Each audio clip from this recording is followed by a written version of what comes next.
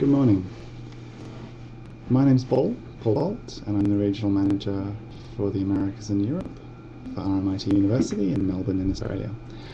I'm presenting a webinar today that'll give a general overview of the university, our programs, campuses, lifestyle options, and I'm doing that in conjunction with KOM Consultants, who are our Canadian representatives here based in Hamilton.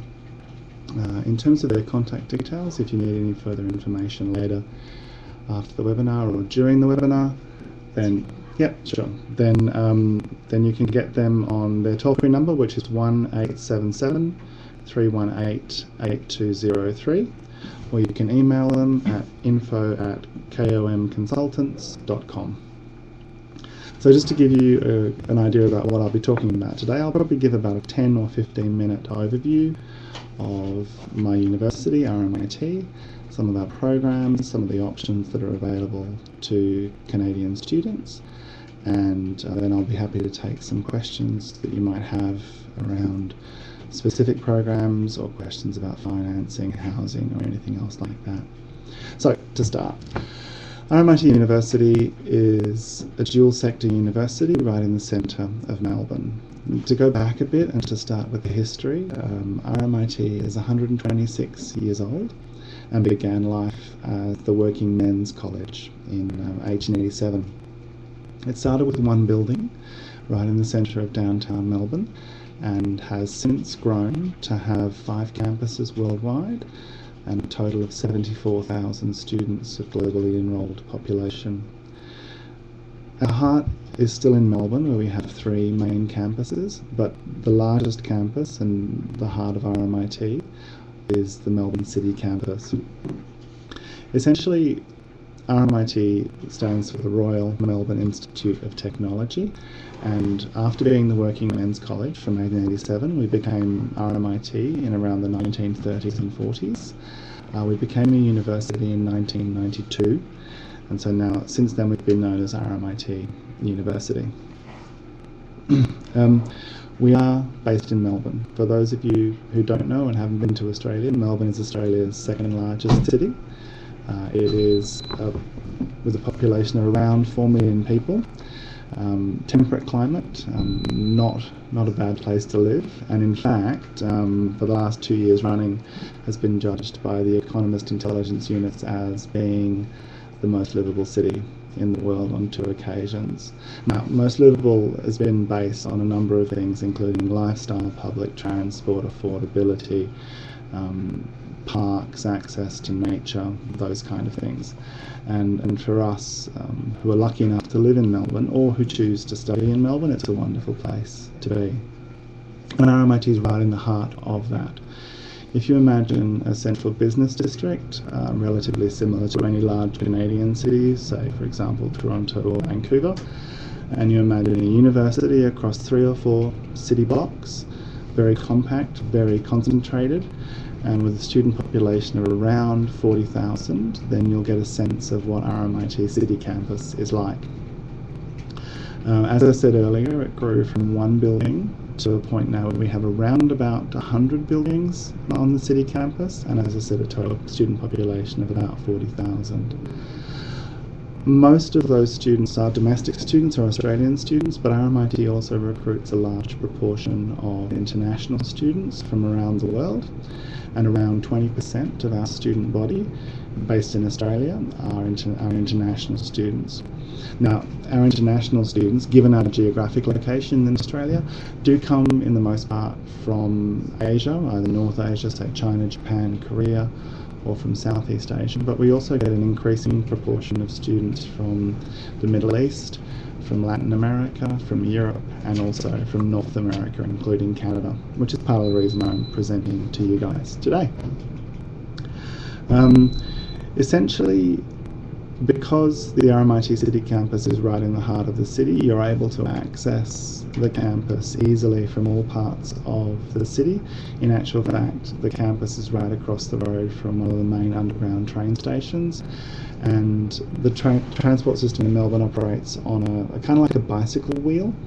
and essentially it means that all of the public transport options come right into the centre, into a loop area, and RMIT is above one of the loop stations.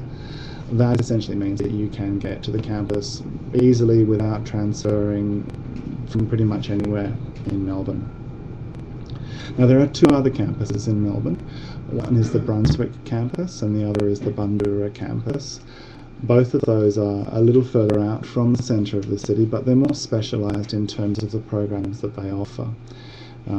The likelihood is that about 80% of our students do study on the city campus. If, however, you're interested in taking a fashion and textiles or fashion merchandising course, then you'd be studying that at the fashion campus, which is the Brunswick campus. Brunswick is around 15 to 20 minutes from the city by tram. It's a funky student area and is actually a really nice place to be. That's the Brunswick campus, and there's about 2,000 students on that campus, so it's quite small, and it is particularly focused on the fashion programs. The Bundoora campus, which is about 45 minutes out of the city centre, again by public transport, is a typical Australian university campus in that it's a very large greenfield site.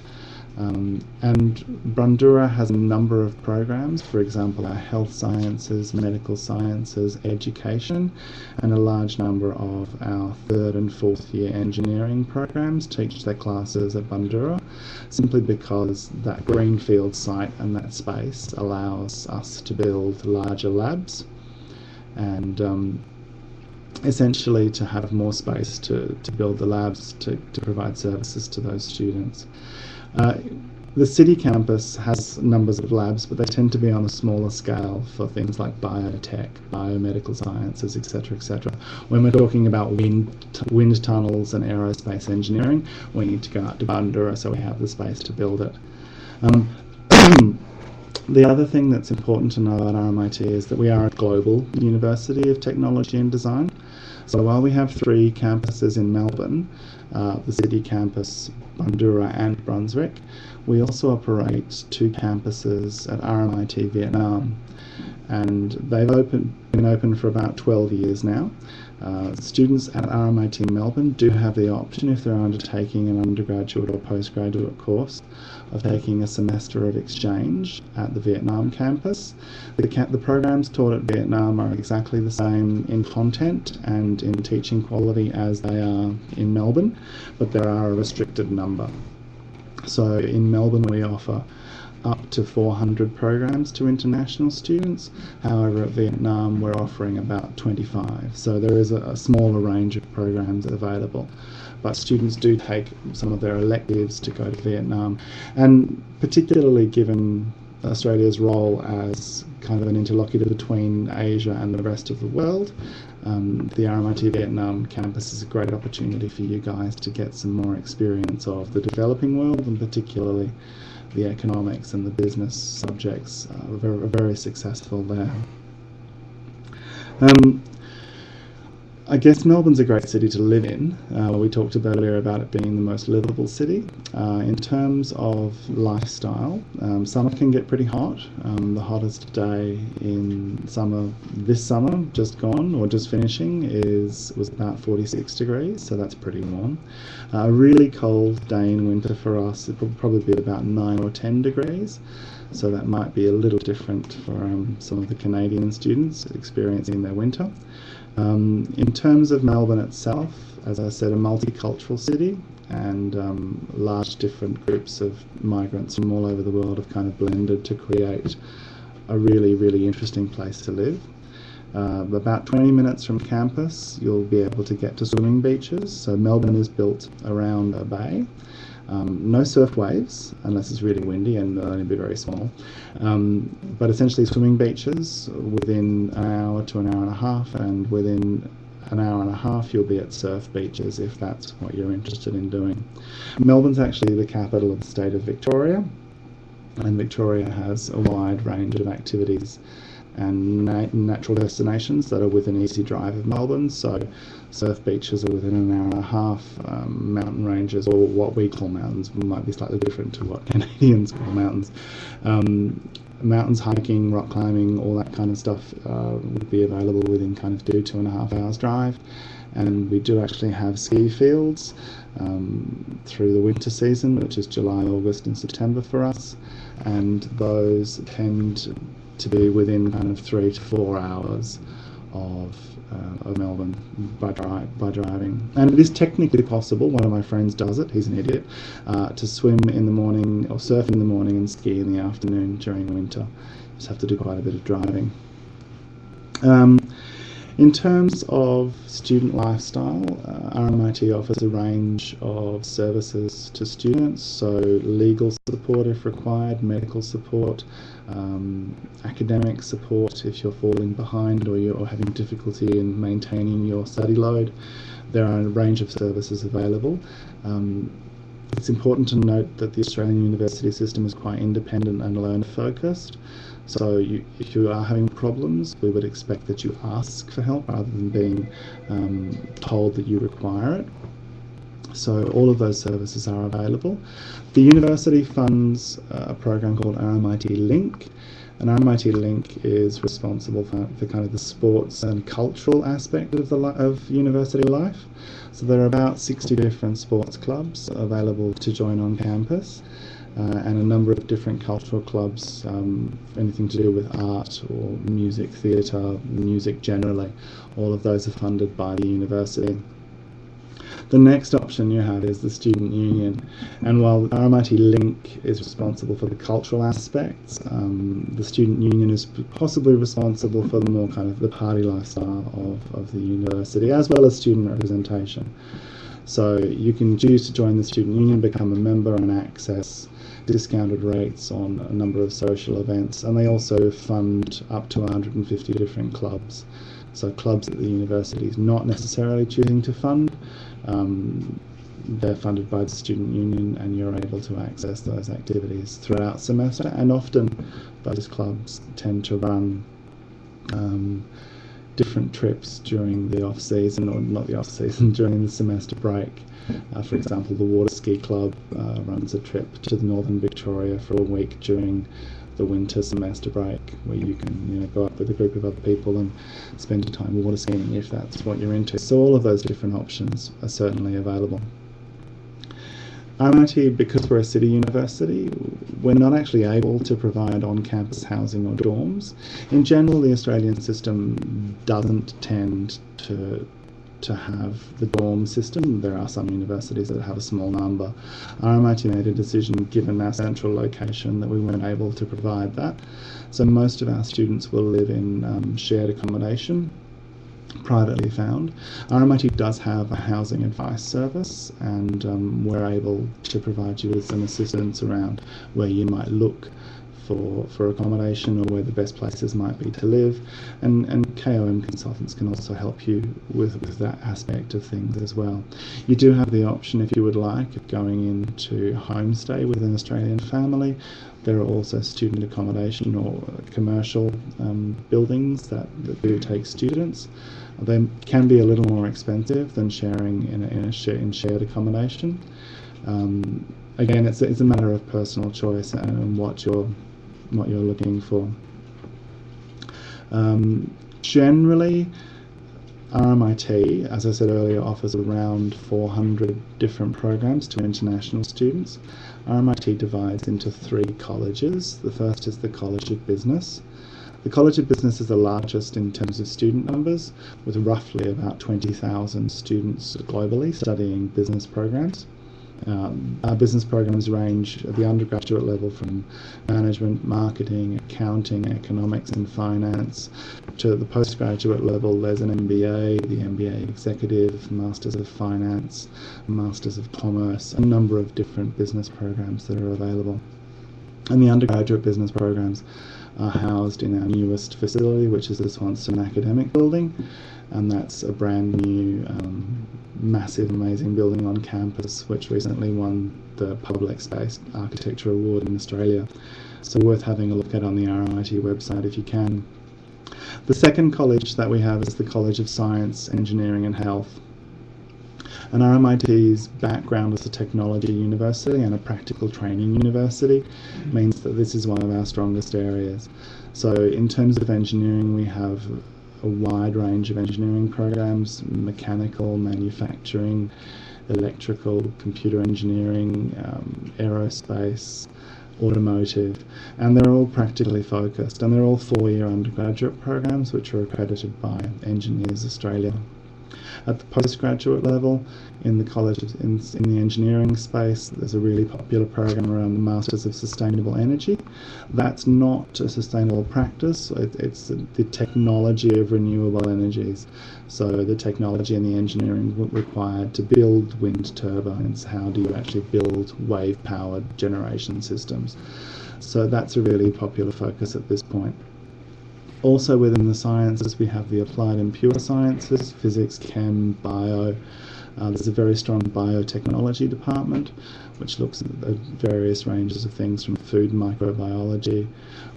We do have health. I would say we don't have a med school, we don't teach doctors, but we do teach a range of support services within the medical and health sciences, from nurses to pathologists, medical radiations, nuclear medicine, and a range of other support services like osteopaths and also chiropractics. There's a question about chiropractic, so I'll deal with that in a little bit in a moment. The final college is related to design and social context, and this is one of the areas where RMIT is probably the most globally known. Design and social context covers a wide range of areas, but relates particularly to architecture, design and interior design, media, communications.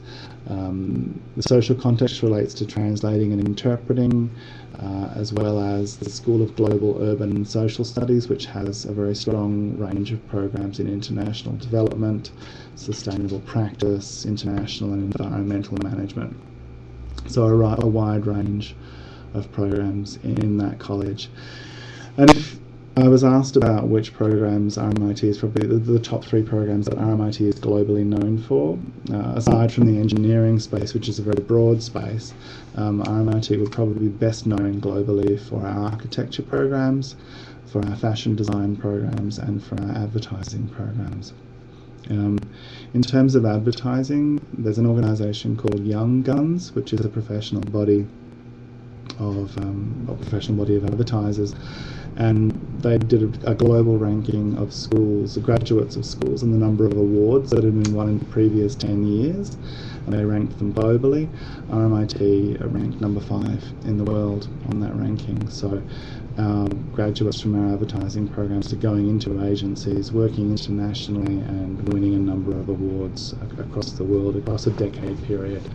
So those media programs, and particularly the design programs, are very strong for RMIT.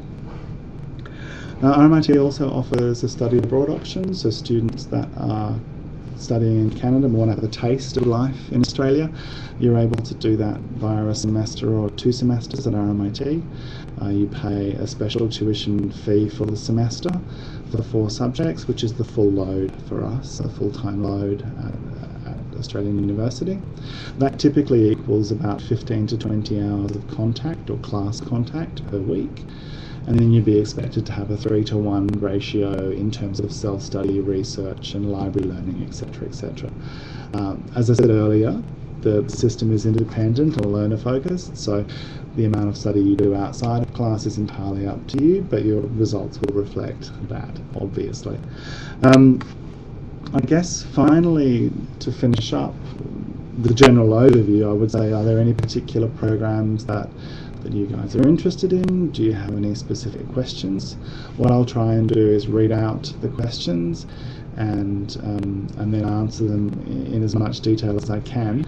If you'd like a follow-up question, please, you can type it in. Please be aware that there might be a delay between you typing it in and me appearing in my stream to answer the question, but I'll do my best.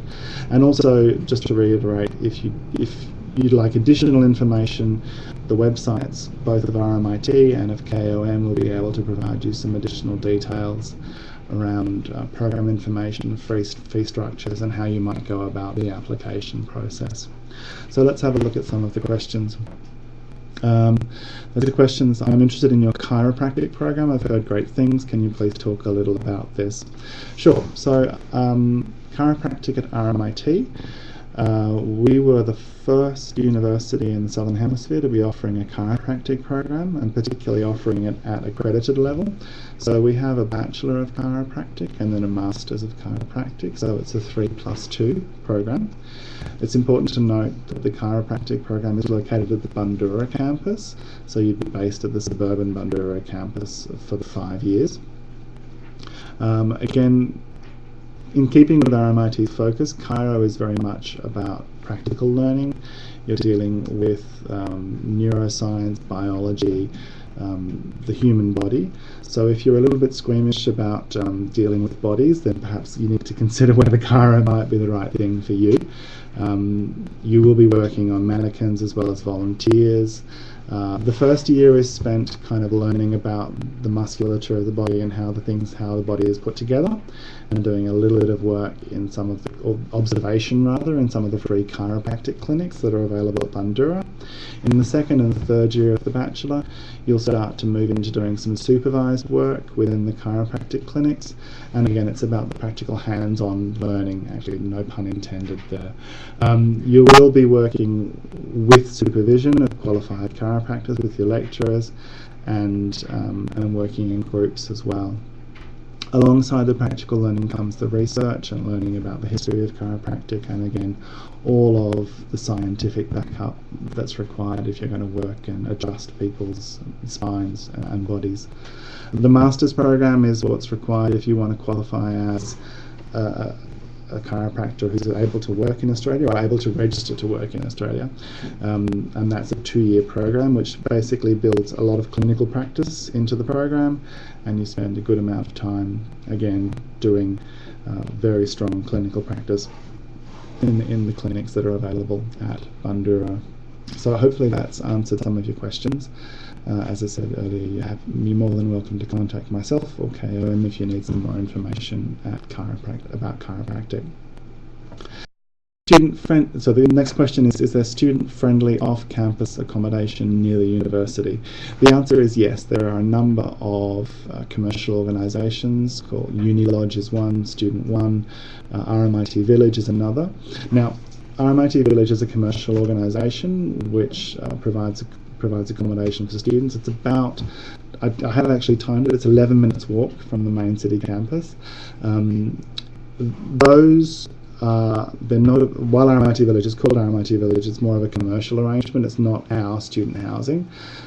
All of those providers provide the ability for students to live in either shared accommodation or single studio rooms. And those are all available within, well, some of the accommodation is literally 2 minutes walk from campus. You should be aware that RMIT is located in the central business district, whereas right downtown. So there is an added expense. There is an ability for those providers to charge a little more because they are located right in the centre of the city. You can find slightly better value if you're willing to go a little bit further out, and there are a number of student accommodation providers that are available kind of within 10-15 minutes bike ride or public transport ride if you're looking for something a little bit cheaper, for example. Again, KOM can provide you with some details, or you can contact the RMIT Housing Advice Service if you're looking at coming to the university later on. The next question is, my girlfriend is looking for engineering. Her research shows RMIT is strong in engineering. Well, again, yes, that's very true. RMIT is a technology university, so essentially we built our reputation in Australia and globally on engineering. As I mentioned earlier, there are a wide range of engineering subjects available. You can see a number of programs, as I said, so I can list them. So there's aerospace, manufacturing, mechanical, automotive, electrical, electronic, and the list goes on. Again, those are also mirrored at the higher level or the postgraduate level. It is possible for students to take a master's by coursework where you attend classes with no thesis component. It is also possible, if you're interested in doing some more dedicated research, to take a Masters of Research, which is a 2-year program and which is entirely thesis based. So the vast majority of students will take a coursework program, which is a higher level of classes than an undergraduate level. But you do have the ability to take within that a thesis if you would like to, but you don't have to. And then the Masters of Research is totally thesis based, and that will be related particularly to an area of research that you were interested in doing. And that's again for engineering, looking at aerospace and mechanical manufacturing, all of those different areas. There's a number of different opportunities that you would be able to look at. When we're just talking about engineering generally, it can be, because there's such a range of programs available, it would probably be better if we were able to specify what kind of engineering you're looking at, and then we could give you some more tailored information around the outcomes for graduates from that program. The next question is around, can you talk about student funding and/or scholarships? Yes. So students are able to access your provincial loans when you come to study in Australia. The maximum you're able to access would be probably around $10,000 to $12,000 a year. RMIT tuition fees do vary, so you're looking at an annual fee for RMIT of anywhere between $18,000 to $19,000 per year, all the way up to kind of $35,000 a year, depending upon the program that you're choosing. The higher end of the spectrum tends to be for the postgraduate programs, which are of shorter duration, but again, it depends. Also worth noting that the Australian dollar and the Canadian dollar are pretty much on par at the moment. If that tends to go in your favour, then that's going to make study in Australia a little more affordable for you. But at this stage, the expenses are, or the dollar's pretty much the same. In terms of scholarships, RMIT offers a range of scholarships, usually at the postgraduate level. They're usually used to attract students to particular programs that we want to focus on. There are more often than not scholarships available for research programs. At the undergraduate level, for bachelor programs, at this stage it's unlikely that there would be any scholarships available for 2013-2014. We are making a bid for increased scholarship funding, and certainly our website, we have an RMIT scholarships website that has a full list of the various scholarships available, as well as the Australian scholarships that might be appropriate as well. So we'd recommend that as a resource for you in the future, whenever you were thinking about coming. The next question is, we have a student interested in architecture. Can I touch on the undergrad programs and any prerequisites? Yep. So architecture is reasonably competitive to enter. However, the benefit of being an international student is that you're not competing against the domestic student intake. So while it's competitive, they do assess as the application comes in. So in order to enter the Bachelor of Architecture program, you need a number of things. First, of course, you have to complete your Canadian high school education, so that's the start. The second and the most important thing will be to present a personal statement around what it is that you want to achieve in the program, and how you would like to, what you feel you can offer the program, and what you feel the program can offer to you in terms of development. That should be no more than 500 words. If you'd like to include academic references, you feel free to do so, but it isn't necessary. We don't require that. And finally, you should present a portfolio of some kind. Now, because you're going into a bachelor program, we understand that you're not going to have a perfect design background or an architect. In fact, if you had that, you wouldn't need to take the program. So what we do ask is that you present a portfolio of around about 15 to 20 pieces. They can be sketches, they can be ideas, thought bubbles, and they don't have to be perfect. What the architecture program is looking for is potential. And they're looking for the potential for you to be trained and to become a great architect via the RMIT program. So as I said, they can be drawings, it could be a video piece, whatever you feel presents you as a creative person. And as I said, that doesn't have to be perfect.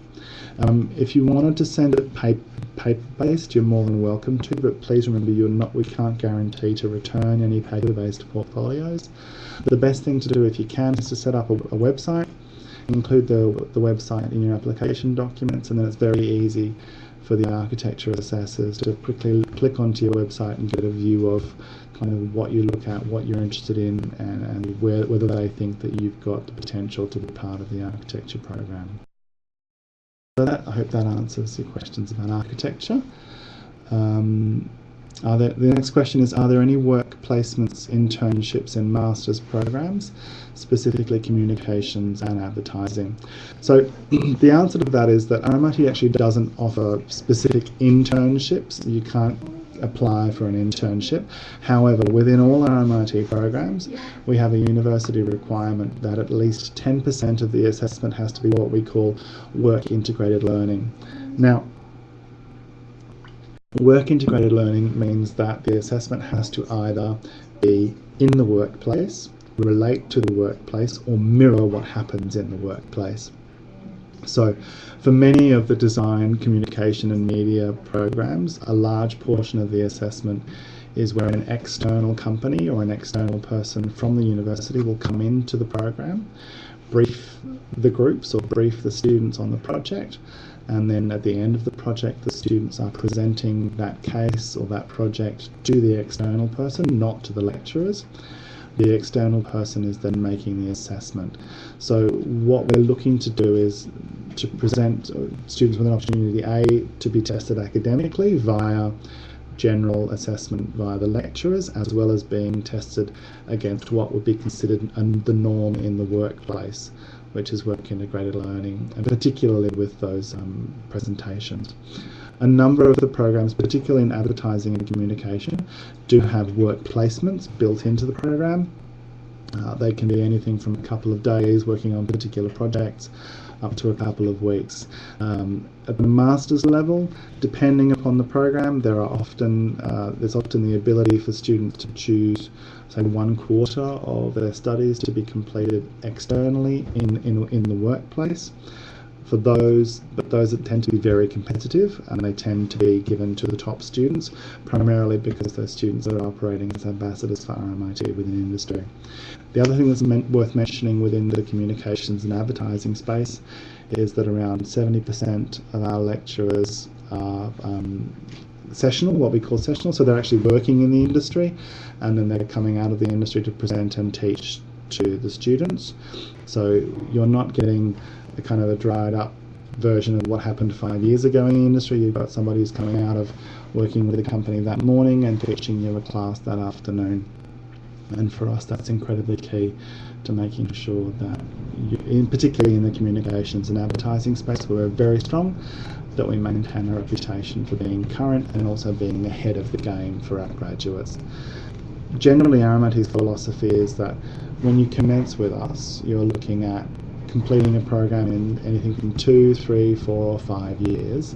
We need to ensure that the skills you learn during that time bring you out ahead of the competition when you complete the degree. So if you're starting a program with us this year, we need to be teaching you the skills you need at exit point. So for us, that's really key. It's about making sure that you're not behind when you exit, but you're ahead of the competition. The next question is, are students allowed to work while studying, and what is the minimum wage? Okay, so students are allowed to work on their student visa. You're allowed to work up to 40 hours a week per fortnight during semester, and there are no restrictions during semester breaks or during the holidays. The student visa is quite clearly a student visa, and you do risk your student visa if you go over those hour allocations during the semester. And to be honest, with 15 to 20 hours of contact per week, plus a 3-to-1 ratio of study expected outside of those class contact hours, along with sleeping and perhaps having some fun, there's not going to be a whole lot of time to do a whole lot of work, but it is possible to do it. Most students will work in the service industry, pretty much like here. So we're talking about cafes, bars, restaurants, hotels. Minimum wage, again, it depends on the sector and the industry. If you're working in a large corporation, say like Target or Kmart, you can be looking at earning around $7 to $8 an hour. If you're working in a cafe or a restaurant which has highly unionised pay rates, you could be earning the same, but with penalty rates earning a little more on the weekends. Also, one of the things I suggest to students is that one of the sectors of employment that's really worth having a look at is hotels. Hotels have a constant turnover of staff.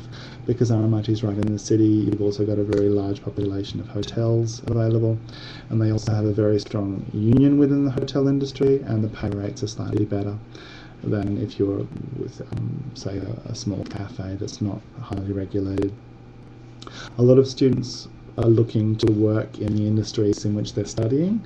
To be realistic, it's more likely companies are not, because students have shifting timetables, exams, requirements for assignments, companies are more likely to look at hiring you for shorter periods during the summer break rather than during the semester. And also because there's an hours restriction on the visa, you need to be careful that they're not actually putting you on for more hours or not wanting you to work for more hours than the visa allocation allows you to. It's pretty important. Be careful about that. Another question is, what is the deadline to apply for February 2014? RMIT doesn't have application deadlines. What we do have is programs that close.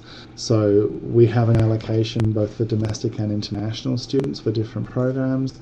We don't publicise what that cap is. At this stage, out of the 400 programs for February 2013, only 2 or 3 of those closed. So in terms of getting an application in, getting your student visa process, getting your flights booked, getting to Australia and sorting yourself out so you're able to start university comfortably, I would suggest to be looking at applying at least 3 months before start date, and anything sooner is better. A lot of students do apply 9 months to a year out. In terms of getting an application through our system, we can usually turn an application around within 2 to 4 weeks, unless you've got some special qualifications or requests that we're looking after. Then it's a question of accepting your offer, transferring deposits, applying for the student visas, and getting on the plane. And again, all of that process can be handled by KOM Consultants for you. Are there any other questions? Or do we think we're pretty much done? Well, okay, so I'll just chat for a little bit further to see if any other questions come up in the feed. But finally, I guess to reiterate, RMIT is a global university of technology and design. We're based in Melbourne, but we have a global perspective, 2 campuses in Vietnam, and plans for more campuses globally in the next 5 to 10 years. We offer a range of academic courses that have a focus on practical learning, and we're very related to industry and want to make sure that our graduates have the skills that they need to succeed in their jobs and their careers once they finish with us. As I said, a range of programs from business to engineering to design, advertising and media. We start in February and July each year, and we'd be more than happy to see you in Melbourne at any point in the near future. So thanks for your attention today. I can't see any more questions coming up. As I said before, if you have any further questions, you're more than welcome to contact myself or the team at RMIT, or to have a chat to the guys at KOM Consultants here in Hamilton. Thanks and good day.